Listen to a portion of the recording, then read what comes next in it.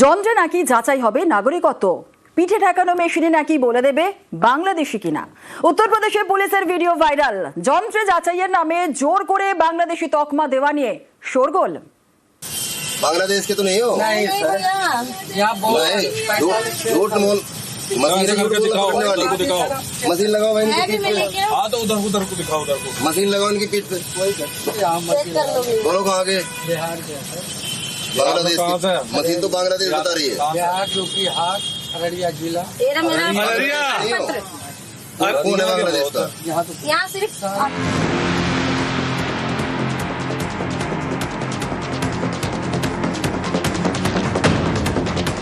পিঠে যন্ত্র ঠেকালেই নাকি বোঝা যাবে বাংলাদেশি কিনা।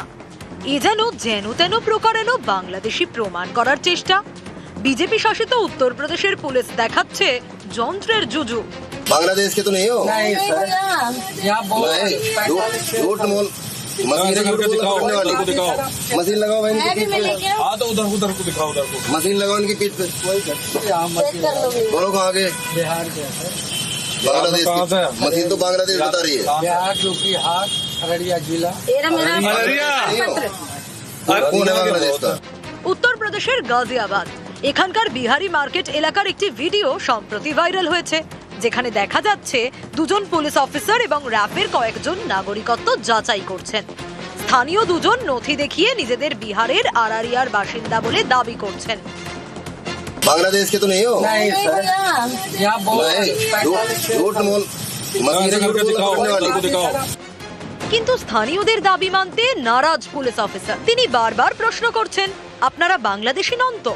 बांग्लादेश के तो नहीं हो? नहीं सर, यहाँ नहीं, झूठ मोल मशीन दिखाओ। এইবার উত্তরপ্রদেশ পুলিশ দেখালো আজব কল। এই যন্ত্রেই নাকি যাচাই হবে নাগরিকত্ব। এই দেখুন, পিঠে মোবাইল ফোন ঠেকাচ্ছেন পুলিশ অফিসার।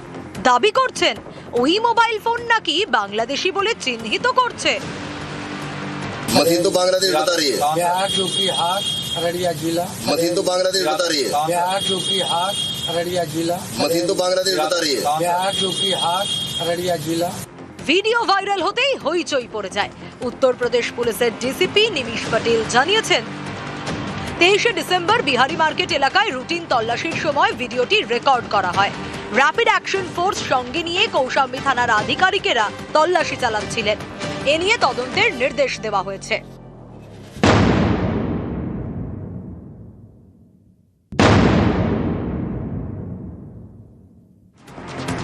দেশের নাগরিককে জোর করে বাংলাদেশে পাঠিয়ে দেওয়া, পরবর্তীতে সুপ্রিম কোর্টের চাপে দেশে ফেরাতে বাধ্য হওয়া, এই ছবি আগেও দেখা গিয়েছে। বীরভূমের পাইকরের বাসিন্দা সোনালী খাতুন, জুন মাসে তাঁকে এবং আরও কয়েকজনকে বাংলাদেশি বলে দাগিয়ে দেওয়া হয়। দিল্লি থেকে পাঠিয়ে দেওয়া হয় বাংলাদেশে। শেষমেশ সুপ্রিম কোর্টের নির্দেশে 6 মাস পর ডিসেম্বরে তাদের বাংলাদেশ থেকে ভারতে ফেরানো হয়। কতটা ভয়ঙ্কর ছিল সেই অভিজ্ঞতা, তা আবারও জানালেন সোনালী খাতুন। জাহাজে চাপেন দিল, জাহাজে চাপে বিএসএফের হাতে তুলে দিল। বিএসএফ আমরাকে রাত্রে অন্ধকার জঙ্গলে তুলে দিল, বলছে এইদিকে ঘুরলে তোমরাকে গুলি মার দেবো। আমরাকে দাঁড়ান থেকে গুলি মারছিল আমরাকে, বলে তোমরা এই পার চলে যাও বাংলাদেশ। আমাদের পায়ে হাতে ধরলাম, আমরা অনেক কান্নাকাটা করলাম। আমরা বললাম যে আমরা গর্ভবতী, আমরা ভারতীয়, আমরা বাংলাদেশি নয়। তাও কোনো মতে মানে ডকুমেন্টস দেখালাম, ডকুমেন্টস সব জমা করে নিল, ফের আমরা বাংলাদেশ পাঠালাম। এবার উত্তরপ্রদেশ বিজেপি শাসিত রাজ্যে ফের বাংলাদেশি বলে দাগিয়ে দেওয়ার চেষ্টা। যন্ত্র দিয়ে নাকি যাচাই হবে নাগরিকত্ব। এ নিয়ে রাজনীতির হাওয়া গরম। যে কোনো মূল্যে বাংলাভাষীদের হেনস্থা করা, যে কোনো মূল্যে যারা বাংলাভাষী তাদের হয়রান করা, এটা তো তার একদম নিউ মডেল। হীরক রাজার দেশেতে ছিল যন্তর মন্তর ঘর। নরেন্দ্র মোদী, অমিত শাহ, যোগী আদিত্যনাথের যেসব সরকারি কাজকর্ম, সেগুলো তো এই যন্তর মন্তরের যন্তর দিয়ে মানুষকে নানা ধরনের কলকবজায় ফেলার সমস্ত কাণ্ড কারখানা হচ্ছে। দেখুন, ভয় পাওয়ানোর জন্য অনেক রকম কথা বলে, প্রকৃত পরিচয় জানার জন্য। আজকে যদি একজন লুকিয়ে থেকে পরে সে ISIS এর এজেন্ট হিসেবে ধরা পড়ে, আমাদের এখানে কোনো অন্তর্ঘাত করতে যদি কেউ এসে থাকে, তো তাকে দেখার দায়িত্ব, ধরার দায়িত্ব তো পুলিশের উপরে আছে। যে কাজ পশ্চিমবঙ্গে হয় না, সেটা যদি অন্য রাজ্যের পুলিশ করে, তাকে তো বাহবা দেওয়া উচিত। নিউজ 18 বাংলা। ভারতের পরিচ্ছন্নতম ইন্দোর, সেখানেই খাবার জলে দূষণ। 6 দিনে বেঘরে মৃত্যু শিশুসহ 15 জনের। হাসপাতালে ভর্তি 150-রও বেশি। বিজেপি শাসিত মধ্যপ্রদেশের জলে দূষণের জেরে মৃত্যুতে শোরগোল। আর ইন্দোর পুরসভা প্রাথমিক তদন্তে জানতে পেরেছে পাবলিক টয়লেটের নোংরা জল মিশে যায় খাবার জলে, তার জেরেই বিপর্যয়। মধ্যপ্রদেশ বিজেপি শাসিত রাজ্য। এই রাজ্যের মধ্যে পড়ে ইন্দোর, ভারতের পরিচ্ছন্নতম শহর। অভিযোগ, সেখানেই খাবার জলে বিষ।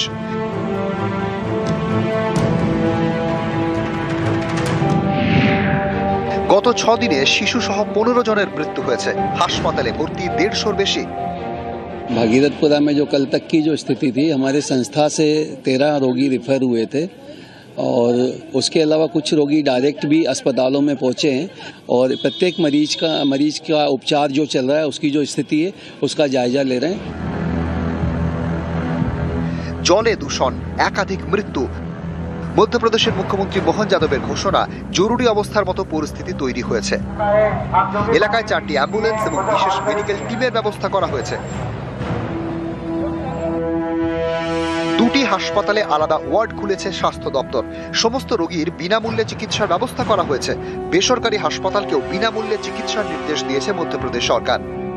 মৃতদের পরিবারকে 2 লক্ষ টাকা করে আর্থিক সাহায্য ঘোষণা করা হয়েছে। ये बात सही है कि नीचे के सीवर के लीकेजेस और पुरानी लाइनों के डलने के कारण से ऐसी घटनाओं से सबक लेते हुए दोबारा ऐसी घटनाओं का नहीं हो, इसका हम प्रयास करेंगे। ইন্দোর পুরসভা প্রাথমিক তদন্তে জানতে পেরেছে খাবার জলের পাইপলাইন লিকেজেই বিপর্যয়। পাবলিক টয়লেটের নোংরা জল মিশে যায় খাবার জলে। ভগীরথপুরায় টয়লেটের নিচ দিয়ে গিয়েছে খাবার জলের পাইপ। টয়লেটের নোংরা জল পাইপলাইনের ওপরের গর্তে জমা হয়। पाइपलाइনের जॉइंट लीकेज दिए जले विष मेशे। गटर लाइन भेरी, पीछे इतनी स्मेल आती कि बच्चे बीमार हो गए मेरे उल्टी से। पीने के पानी में इतना गटर का कहीं काय का पानी और 10 दिन पहले इतना कड़वा पानी आया जैसे उसमें दवा की मात्रा ज्यादा डल गई हो। অভিযোগ, সরকারের চূড়ান্ত গাফিলতির কারণে প্রাণ গিয়েছে 15 জনের। কারণ 2024-এ নতুন জলের পাইপলাইন বসানোর নির্দেশ দেয় ইন্দোর পুরসভা। ঠিক হয় নর্মদার জল শোধন করে বাড়ি বাড়ি পাঠানো হবে, কিন্তু বছর ঘুরলেও পাইপলাইন বসানোর কাজই শুরু হয়নি। দূষণের বাড়াবাড়ির পর গত ডিসেম্বরে ওয়ার্ক অর্ডার পাস হয়। খাবার জলে দূষণ নিয়ে তোলপাড় ইন্দোরে। বরখাস্ত করা হয়েছে পুরসভা 3 আধিকারিককে, ছাঁটাই করা হয়েছে একজনকে।